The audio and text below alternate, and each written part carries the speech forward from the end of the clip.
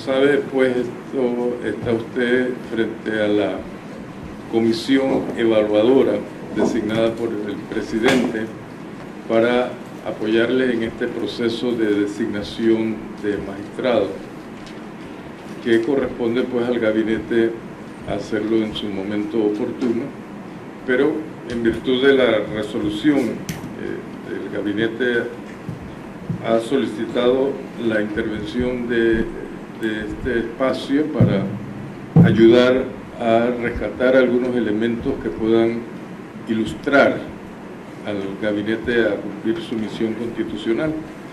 Esta es la comisión evaluadora integrada por varios espacios implicados en el tema de la administración de justicia, sociedad civil, y vamos a aprovechar su presencia manifestando, como ya lo hice afuera, la disculpa por cualquier mala comunicación que pudiera haber creado cualquier tipo de confusión, pero que entiendo pues pudo usted, una vez que le di la explicación, comprender de que no se trata de ningún mecanismo de parte, por lo menos de este espacio, de confundir o de alterar el único propósito de servir al país en esta oportunidad que todos reconocemos que es una oportunidad que es autorregulatoria por parte del gabinete, porque no tiene ninguna obligación de haber sometido a este espacio, pero que nosotros desde la sociedad civil la valoramos porque nos da la oportunidad de conocer algunos elementos, algunos aspectos, algunas características de las personas que pretenden o aspiran a ser magistrados de la Corte Suprema de Justicia, y le agradecemos en todo caso el haberse sometido a este proceso. Usted recibió un cuestionario previamente que va a servir un poco de guía, es de guía para ayudar tanto a la comisión, pero también fundamentalmente dándole la oportunidad a usted para que se dé a conocer y nos dé a conocer las virtudes y las características que desde su perspectiva lo hacen merecedor al cargo de magistrados de la Corte Suprema de Justicia. Los compañeros que representan a los diferentes sectores van a formularle las preguntas. Hay una primera parte que son preguntas generales y nos van a ayudar a conocer a la persona, quizás no tanto en el énfasis al profesional, sino a la persona, al ser humano que nació un día y que tiene una historia personal, y entonces después los compañeros seguirán guiando un poco la pregunta para que usted tenga la oportunidad de conocerlo. El mecanismo es ofrecerle la oportunidad y tratar de evacuar las preguntas en un término de 30 minutos, que tampoco es una camisa de fuerza, porque puede generar alguna otra inquietud que pueda prolongarlo, pero vamos a procurar pues que en los 30 minutos usted tenga la oportunidad de compartirnos a partir de las guías que se le presentó. Va a empezar la compañera Sonia, que es de la Alianza Ciudadana por Justicia, formulándole estas preguntas generales. Gracias, licenciado. Buenas tardes, licenciado. Muy buenas tardes. Bienvenido a este proceso. Muchas gracias. Licenciado, ¿nos da su nombre completo, por favor? Alexis Javier Sinclair Padilla. Muchísimas gracias. ¿Su número de cédula? 8-225-108. ¿Su edad, disculpe? 58 años. ¿Sala a la que aspira? La sala segunda de lo penal. ¿Cuántos años de experiencia tiene, licenciado, globalmente en su experiencia de trabajo? 32 años. Y de esos 32 años, ¿cuánto le ha dedicado al área penal? 32 años. Muchísimas gracias. ¿Sus estudios académicos hasta qué nivel los ha llevado? Tengo estudios de licenciatura, igualmente he cursado maestrías y inicié el doctorado en Derecho Procesal Penal. O sea, es candidato a doctorado. Estoy en el camino. Lo que pasa es que yo estudio en la Universidad Iberoamericana, que es en México. ¿sí? Sí. Entonces, ese es un programa que tiene una fase. Esta acá en Panamá y la otra que es en España, porque son 2 títulos los que se emiten. Claro, sí. O sea, que es candidato, está en el proceso de hacerlo. Sí, estoy. Fantástico. Muchas gracias. Pasamos entonces a la primera parte del cuestionario, que entendemos ya usted conoce. Y aquí la comisión pues quiere conocerlo usted un poco, conocer su historia familiar. Siéntase cómodo de referirse a los temas que pues, usted considere que quiere compartir con nosotros. Queremos conocer un poco de su experiencia, su trayectoria profesional. Nos encantará escuchar su opinión. ¿Qué cualidades lo hacen merecedor de ocupar el cargo de magistrado de la Corte Suprema de Justicia? Por favor, nos brinda los elementos que sustentan su decisión. ¿Por qué usted decidió? ¿Qué consideró? ¿Qué lo motivó a usted para entrar en este proceso? ¿Y por qué pues, quiere ser? ¿Cuáles son las cualidades, ¿no?, que lo adornan para ser magistrado? Y nos gustaría conocer un poco cuál es su metodología, su experiencia trabajando en equipo. Agradezco el cuestionamiento. Lo primero que tengo que demarcar es que soy el resultado de la unión en matrimonio de una mesera de un hotel de la localidad y un abogado. De mi madre aprendí el valor de la independencia, porque desde que conoció a mi padre, él insistió hasta los 65 años, cuando se jubiló, en que dejase de trabajar de mesera. Y ella nunca lo aceptó. Para ella era importante tener la posibilidad, cada quincena, de contar con sus propios ingresos. De mi padre aprendí el valor que tiene el hombre que admira, estudia y hace de la ciencia jurídica un verbo, no un simple sustantivo. Mi padre no creía en la poesía jurídica, creía en la práctica.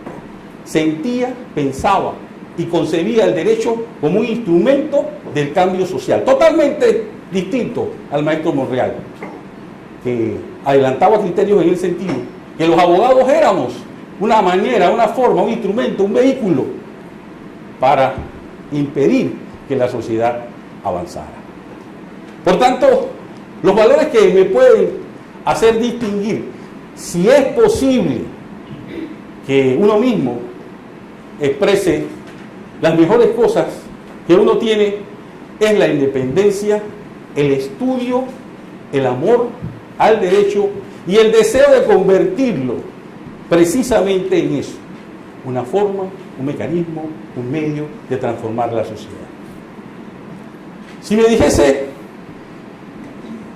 de qué manera he hecho esto, bueno, a los 14 años ingresé a las filas del Frente Estudiantil Revolucionario FER 29, fui detenido 17 veces y 17 veces suelto por el G2.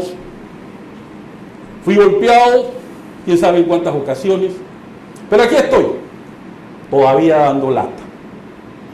Fui el primer miembro de la juventud del FER, siendo estudiante graduando en la secundaria, en ingresar a la Dirección Nacional. Y nosotros teníamos un proyecto que era cambiar este país, pero a través de la revolución. Y la revolución significaba las armas, la lucha armada. Hoy día, gracias a Dios, puedo decirles que mi tesis de graduación para obtener el grado de licenciado en Derecho en la Universidad Nacional Autónoma de México se tituló Crítica a la teoría marxista del derecho. Y ahí pude dibujar mi personalidad como un muchacho, y era normal, como decía Mao, ¿quién a los 14, 15, 16, 17, 18 años no es revolucionario? Yo era revolucionario. Yo creía en el marxismo-leninismo. Hoy, si soy honesto, simple y sencillamente siento una gran satisfacción de haber podido contar con mi maestro Ignacio Burgoa Orihuela, quien me dijo, tan pronto llegué a México, en los primeros tiempos de esa lucha que tuve en México para adaptarme, hay 3 cosas que un hombre hace: involuciona, evoluciona y revoluciona. Tú naciste para evolucionar. Y me regaló un libro. Ese libro, aunque usted lo crea, fue la Biblia.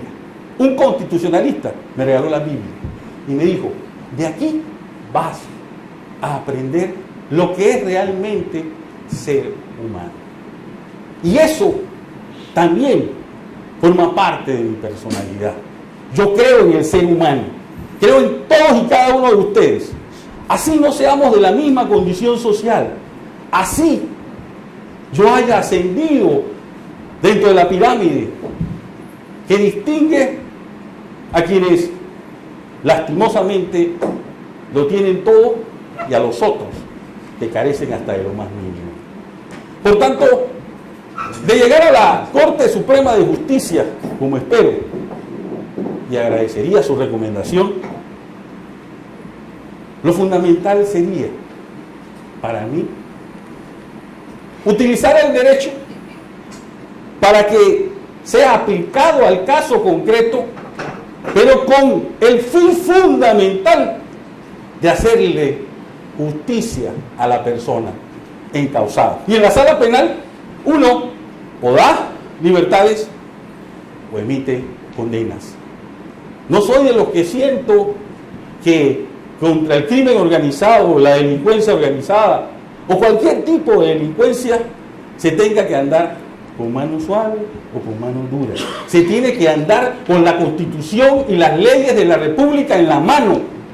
Se tiene que ser enérgico, pero también se debe pensar que esa persona a la cual nosotros estamos enviando a prisión, ¿en qué condiciones va a purgar esa pena?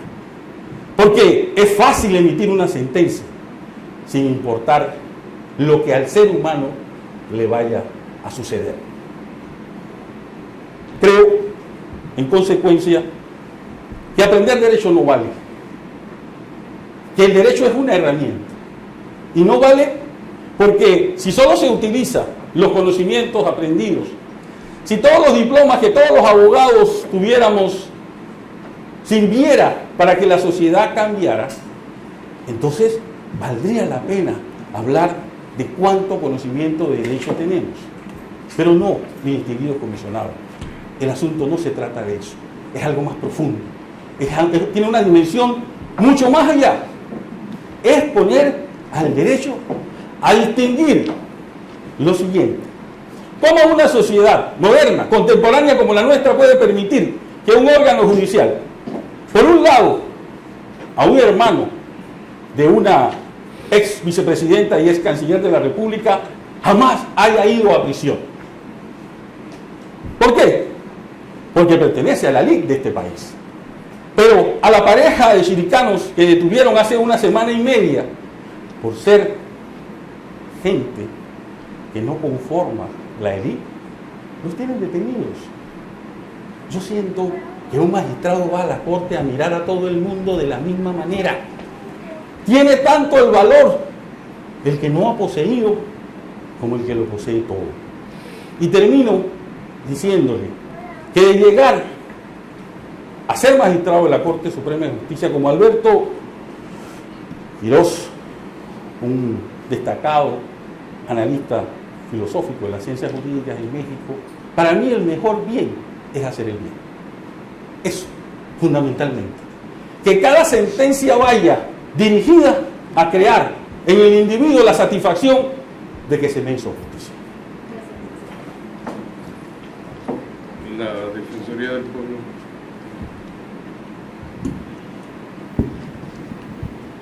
Buenas tardes, licenciado Sinclair, un gusto tenerlo acá. Muchas gracias. Vamos a continuar con el cuestionario que se le había anticipado. Vamos a hacer una pregunta directa. ¿Ha sido usted investigado por alguna causa penal? Y si fue así, ¿cómo terminó el proceso? Bien, he sido investigado por varias causas penales. He sido investigado porque me atreví un día a decir a la expresidenta Mireya Moscoso Rodríguez: señora vicepresidenta, en el Banco Nacional le están robando los dineros al pueblo panameño. Me dijo: licenciado Sinclair, haga la investigación, recabe las pruebas. En su momento se la entrega al señor Jacobo Lorenzo Salas Díaz. Y así lo hice.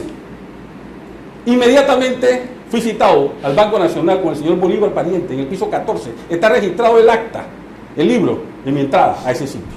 Y en ese lugar se me dijo que por instrucciones de la señora presidenta, cosa que no me consta, porque jamás volví a hablar con ella, yo debía tomar un maletín y aceptar un puesto en el servicio exterior de este país. Me negué y el señor, el que llamaban el magistrado número 10 o 11, Toto Velázquez, puede dar testimonio de lo que estoy diciendo. Nos entrevistamos en un hotel de la localidad, en Vía España, y me manifestó: si no aceptas vas a ir preso. Ya a Yuto, José Antonio Sosa le dio órdenes de que si no llevo una respuesta satisfactoria vas a ir preso. Y fui preso. ¿Y sabe por qué? Porque los hombres que amamos el derecho no le tememos a la ley, no le tememos a la justicia. ¿Cuál fue el resultado, mi estimado comisionado? 30 meses de encierro, para que un día se emitiera una resolución en donde que dice: señor licenciado Alexis Javier Sinclair, discúlpenos, contra usted no teníamos absolutamente nada. Queda usted sobreseído. ¿Y qué tan mezquino es este sistema que, a pesar de haber desde hace 15 años solicitado el sobreseimiento definitivo, todavía no me lo han querido dar? Así funciona esta maquinaria monstruosa, deplorable, que es el sistema de administración de justicia en la República de Panamá. Si a mí me hacen eso, por eso he dedicado mi vida, señores, a defender a quienes no pueden defenderse, a hacer que esa persona, que si no hubiésemos hecho la denuncia en el sistema penitenciario, padecía tuberculosis, y el médico se lavaba las manos. Mi respuesta final es que fui condenado, porque 30 meses para que después le digan a usted: nunca debió estar preso, discúlpenos, no había prueba, ratificado por los magistrados del segundo tribunal, es una condena. A mí nadie me engaña. Sí, sépanlo, me condenaron, pero lo hicieron injusta, arbitraria e ilegalmente.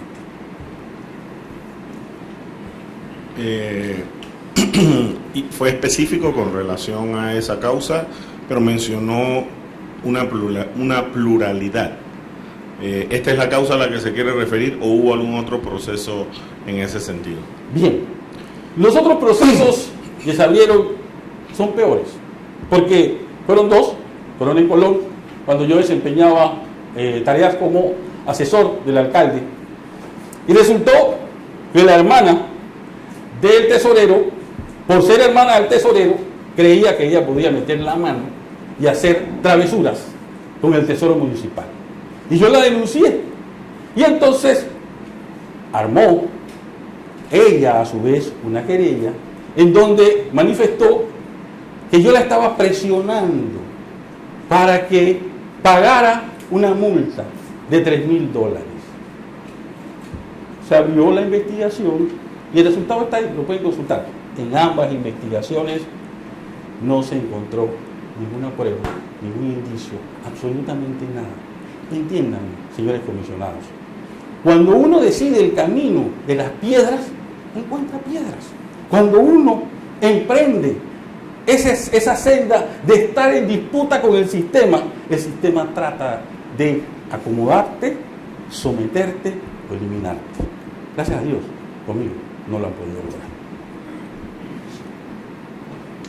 Procedo a hacer la siguiente pregunta.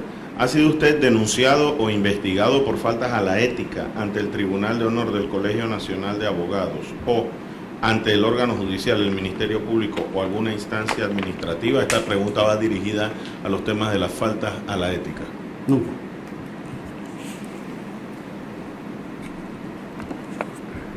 Gracias, licenciado. De la Defensoría del Pueblo. Perdón, de Ministerio Público. Muy buenas tardes, bienvenido una vez más. Sí, bueno, continuando con la dinámica de las preguntas, me corresponde a mí hacerle dos en particular. Una de ellas es la número 8 del cuestionario, que ya usted conoce, y sería la siguiente, se la leo. ¿Cómo garantizaría usted la independencia en la prestación del servicio de administración de justicia en el marco institucional existente? Sería imposible que un solo individuo, un solo magistrado, pudiese garantizar lo que usted en su pregunta me induce a decirle. Y es algo muy sencillo. Este sistema está hecho para que sirios y troyanos, los de arriba, los del medio, los de abajo y los de más abajo, tengamos una participación. El problema radica en que quienes dominan el poder político y económico de este país no comprenden que los tiempos han cambiado y ya la gente reclama sus derechos. Y si no reclama sus derechos en Panamá, y si no les son reconocidos sus derechos en Panamá, existen convenios, tratados y otro tipo de convenciones en donde se les reconoce y organismos dispuestos a darle la mano. El Estado panameño tiene ya condenas por violar los derechos humanos. Entonces, para mí, la mejor garantía de que haya certeza jurídica, que haya un sistema que se ajuste a los cánones plasmados en las convenciones, en la Constitución y en las leyes, es que los actores sociales comprendamos que todos debemos ser parte del cambio.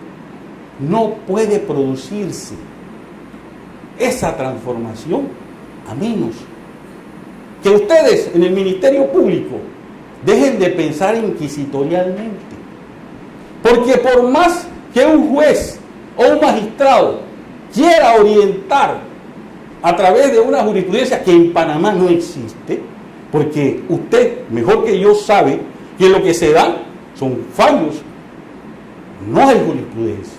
Y no hay jurisprudencia porque un día, dependiendo de la persona, ustedes, los del Ministerio Público, dicen una cosa, y al siguiente, dependiendo de otra persona, dicen otra y muy diferente. Síntesis. Esto de la garantía, la única garantía es que todos estemos dispuestos a cambiar, a transformar y a ser más eficientes. Más preguntas. El Colegio de Abogados. Buenas tardes, licenciado Sinclair. A mí me gustaría a ver que usted nos ponderara un poco la siguiente pregunta, que habla sobre el debido proceso, eterno dilema de los abogados litigantes. ¿Cómo pondera usted en el ejercicio de su función, en caso de ser elegido como magistrado, la importancia y alcance del debido proceso? Es una de las preguntas que me llamó más poderosamente la atención. Para que ustedes sepan, el debido proceso no se inventó ni este siglo ni el siglo pasado. El debido proceso viene de Inglaterra en 1215, cuando se estableció que el mandatario, el rey, el todopoderoso, debería garantizarle al ciudadano común, sea quien fuera, derechos mínimos. Lo que sí ha sucedido es que con el tiempo nos hemos dado cuenta que no basta con que en un texto llamado Constitución se hagan constar esos derechos, porque se traduce en letra muerta.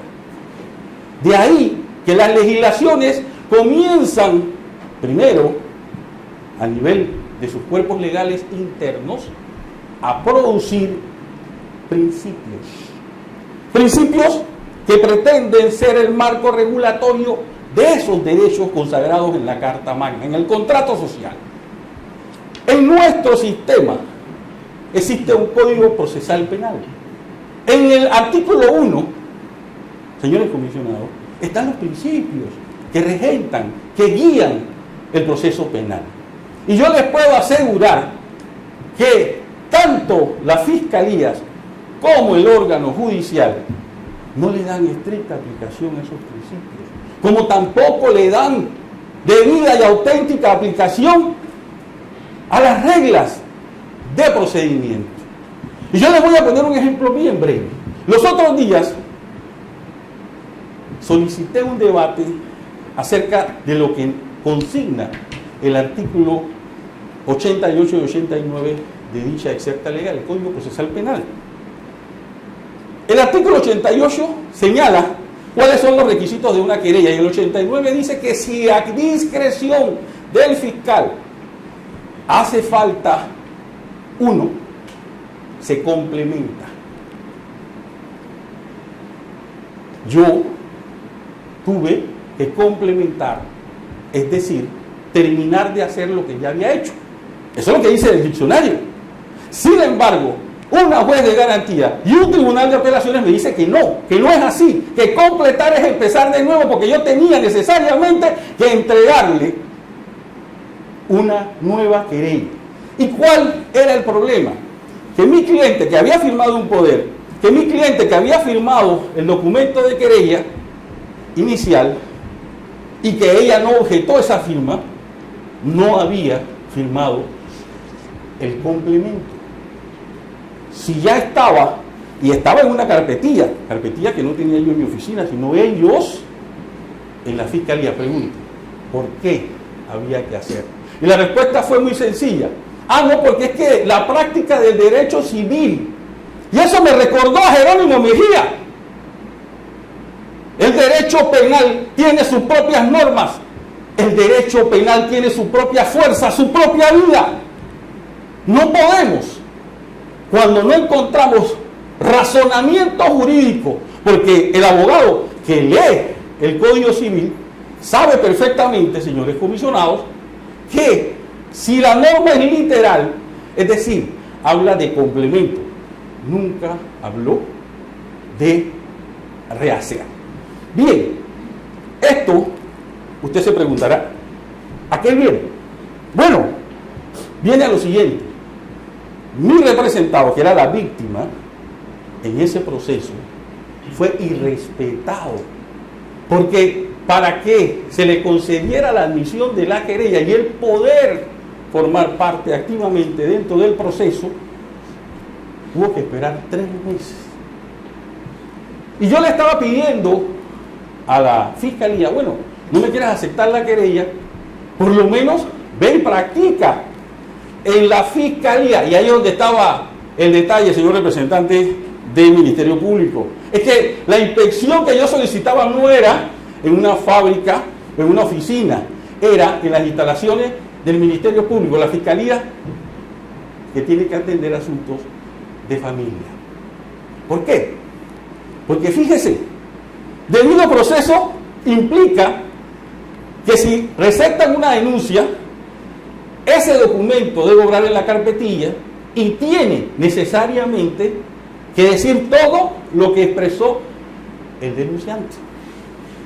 En este caso, había una denuncia que tenía media página y una medida de protección en donde se acusaba hasta de tentativa de homicidio a mi cliente.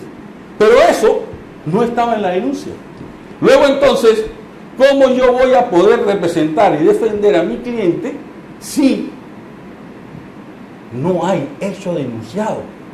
Pero sí, sanción previa, porque una medida de protección de no ver a sus hijos es una sanción para una persona que es inocente. Este ejemplo es pírrico para las cosas que yo veo. El debido proceso en Panamá es una alocución a la cual se refieren todos los jueces. Cada vez que se emite una acusación, ahora en el sistema penal acusatorio, se habla de debido proceso. Pero estos señores parece haber olvidado lo que dice el artículo 22 de la Carta Magna. ¿Y sabe qué dice ese artículo? Que toda persona acusada se le debe presumir su inocencia. Y si yo soy inocente, ¿cómo es posible que el Ministerio Público esquiva desde la primera palabra, de la primera frase hasta el final, en su escrito de acusación, porque el señor es un homicida, porque el señor actuó? Señores, si ya el Ministerio Público sabe que él mató y cómo lo mató y dónde lo mató, entonces ¿para qué seguimos con el proceso? En el procedimiento penal panameño existe una fase inicial, que es la de señalamiento. Cualquier persona puede ir al Ministerio Público e imputarle a otra o a otras lo que desee, pero tiene que probarlo. Pero si usted, como Ministerio Público, me está acusando directamente, me está diciendo, oiga, entonces se está respetando el artículo 22. Pero los jueces de garantía dicen que no.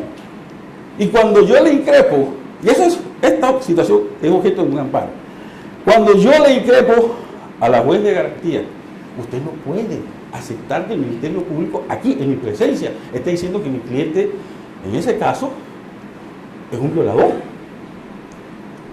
Y que actuó de tal manera. Usted puede utilizar un resorte, 2 palabras, supuesta o presuntamente.